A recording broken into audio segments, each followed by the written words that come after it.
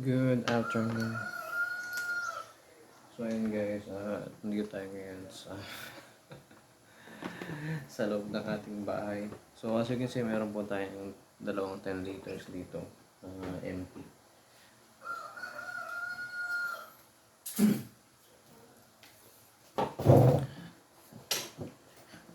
So ayan, we're gonna look at it para makakuha tayo ng ito lang itong part na to sa taas.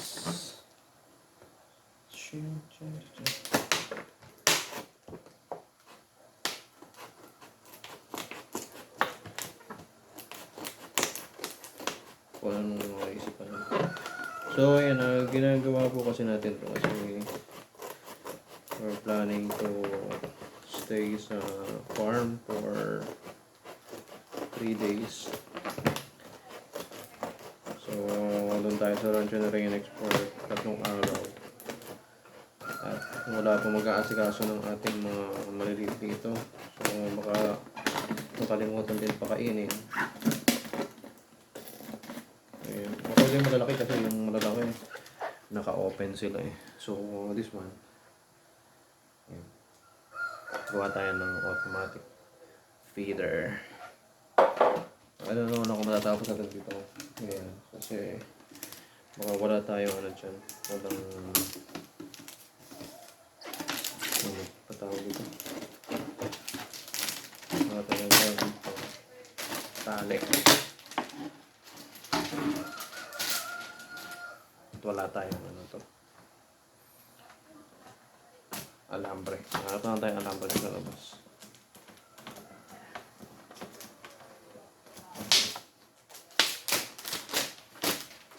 Ayan. Basa-basa pa.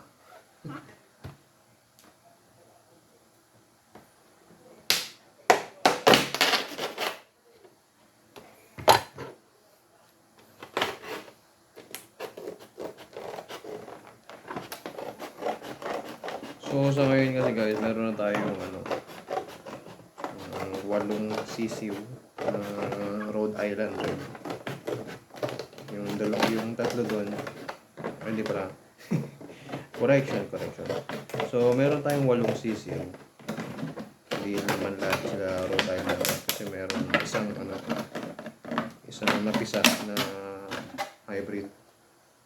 So ayun,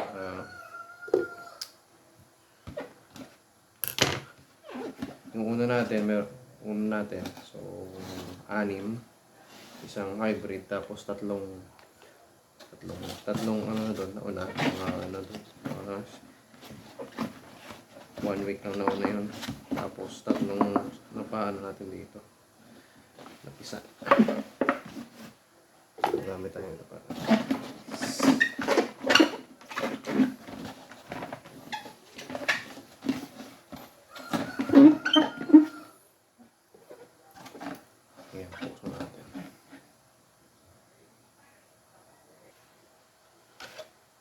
so ayan guys, pansin nyo meron na silang 3 butas. Ayan. So nasa na isa? Ito na po yan. So lagay natin to. Ito yung magiging stopper natin dito.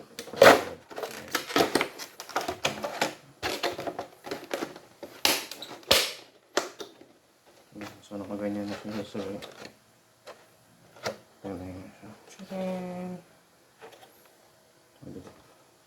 so since meron naman po tayong soldering iron, so yun na lang pamubutas natin dito.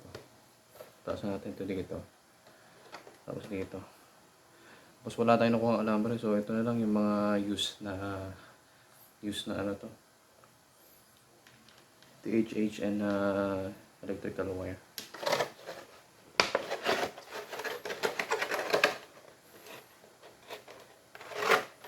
Yan natin siya para align, para konti lang yung bawas. May align pa. So hata lang konti.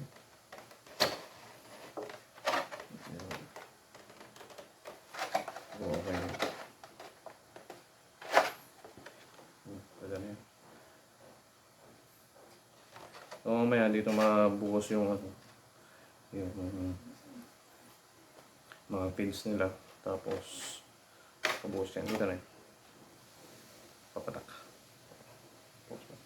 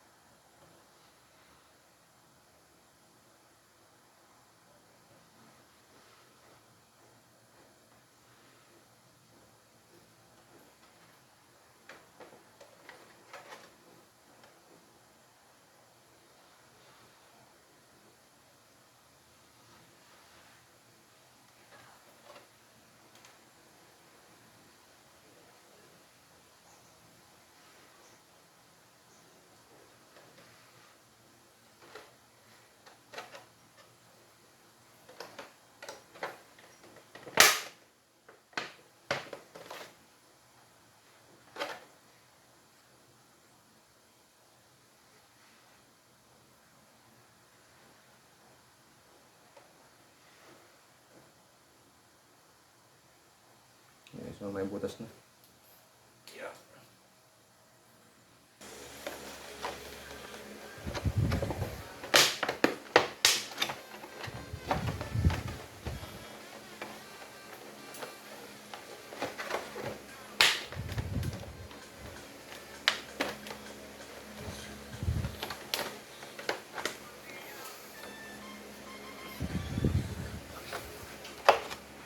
So ayan guys, so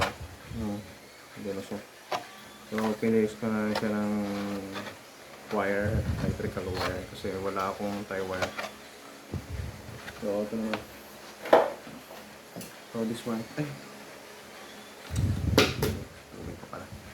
So lagyan natin dito. So susukin ko lang dito para tie wire ulit. Kasi tagos-tagos lang.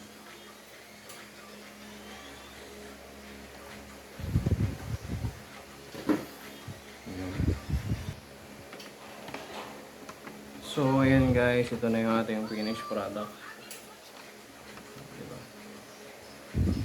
Okay.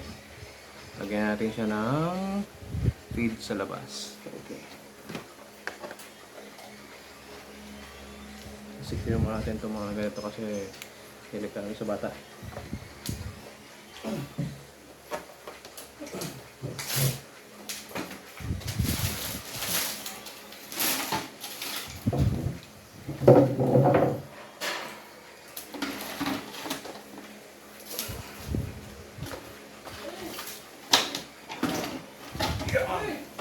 Patay ang kalat.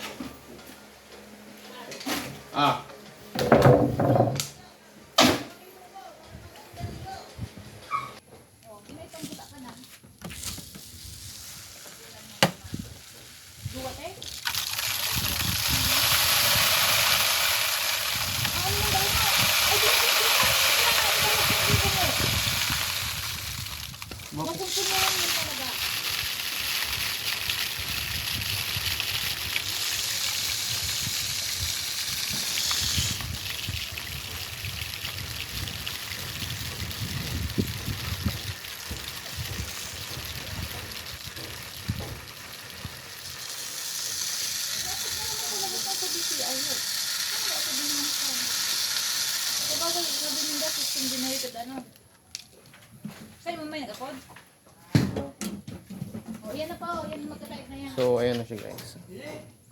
Di ba dito na siya nakakain. So gumawa tayo ng embudo. So punta na tayo sa mga maliliit na sisiw. Pakain na natin sa kanila to.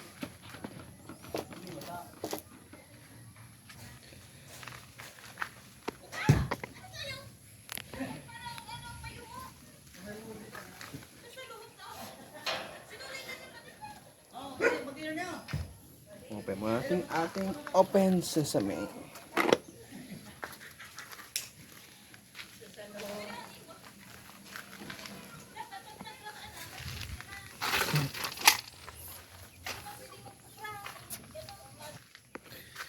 So ayun guys, dito tayo sa loob ng ating maliit na manukan. So ito yung dalawa natin na ito may halo siyang BPR. So Bart Plymouth Rock. Tapos isang ano to, Texas yung puti. So nandyan yung mga maliit na. Ayan. Ayan sila. Kaso parang masyado mataas. Okay na yun. Bahala na silang kumain.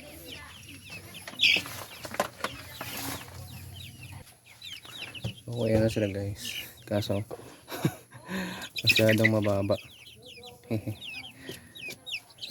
So ang purpose lang naman natin kaya natin dito kasi aalis tayo. So medyo crowded pa sila dito. Malalaman din lang kung paano tutukain niya. Tuka na. O, diba? Siksikan pa sila dito.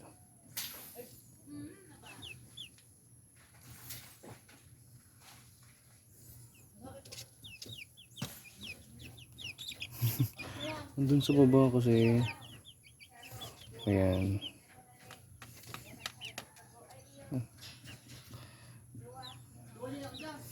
Di pa nila nakikita. Yung mga saan. Mag-explore na isa.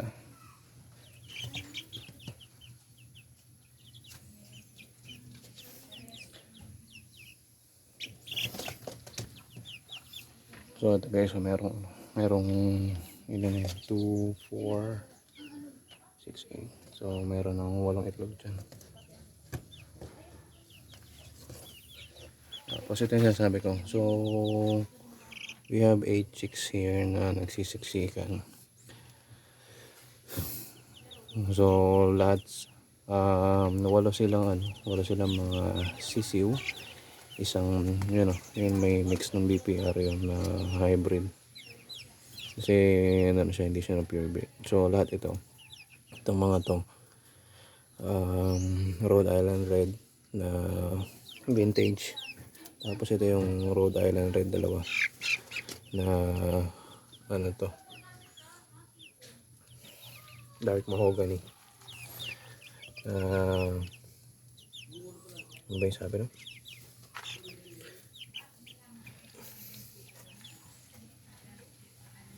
Basta dark mahogany to. So wala paghahalata na bago pa lang. So meron kasi nitong madami kasi itong so may tatlong type yata to. So may vintage line, yung production line. May dark mahogany, yung mga show type. Ito yun yung dalawa. Ayan sila. Pakita natin. Yeah. Oh, diba ang kasha? So ito yung ito yung production type. So dark mahogany na hindi pala ito. Vintage line na Rhode Island Red. Ayan. Ito yung kulay niya. So red.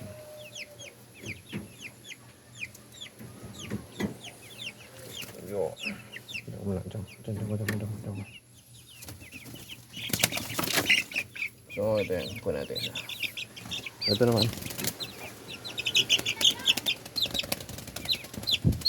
Wow, ba't ka lumipa? Huwag ka na lumipa. Dito ka na. Ayan. Madagas ito yung siya. So ito yung dark mahogany na show type. Kasi nyo naman yung pagka-dark niya. So week old pa lang po ito. Hindi mali. Gawa ka na dyan tuka. Hindi pa nalaman kung paano tutukain nyo. So medyo malaki kasi yung natin para dito sa cage nito. Malaki yung nagawa natin. Okay na yun. Hindi nila malalaman din nila mamaya.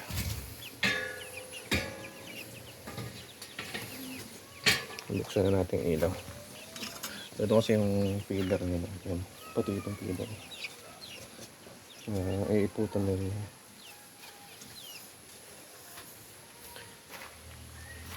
So ayun guys, mukhang successful naman yung ating ginawa. Kasi hindi pa nila nalalaman.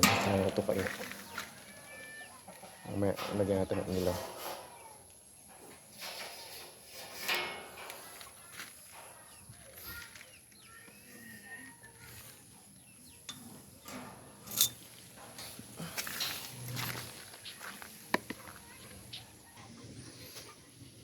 So, ayan guys, after ng mga ilang minuto, nagawa lang tayo ng crack corn.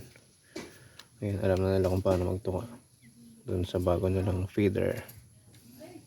O, diba? Hindi na sila kasya, so wala na maiipot sa kanilang kainan.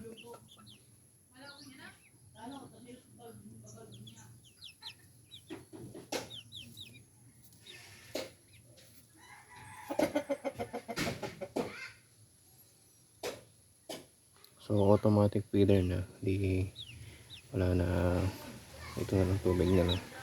Tapos refill lang tayo yan bago tayo umalis. Pag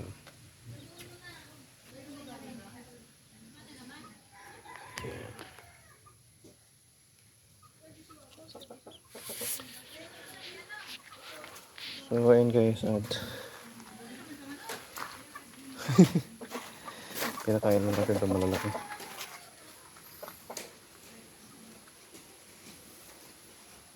So ito malalaki kasi hindi lang itong pakain ko, pero gusto maliliit. Kahit tapunan mo lang dyan ng ng bigas. Uwi na? Okay. Masundo na daw tayo ng estudyante.